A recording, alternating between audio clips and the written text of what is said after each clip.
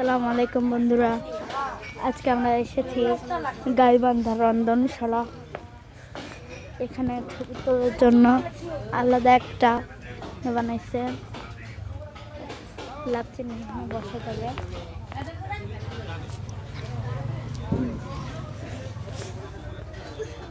লাইটটা অনেক ভালো। একটা কুড়া ঘর আছে, পাশে কুড়া ঘর।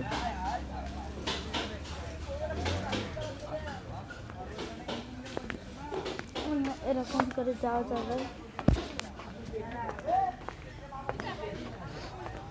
আমার দোলনা, এটা ঝাপসা হয়েছে, ফোকাস করে দিই।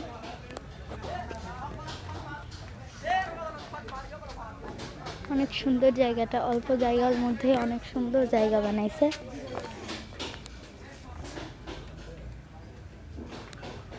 অনেক সুন্দর জায়গাটা, আর রাতে একটু বেশি সুন্দর লাগে।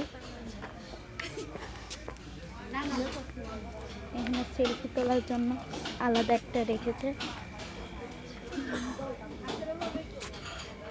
ঈদ মোবারক।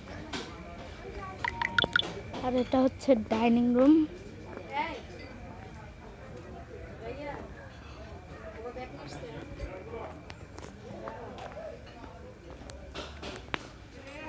তো এরকম করে আমরা রন্ধনশালায় এসেছিলাম।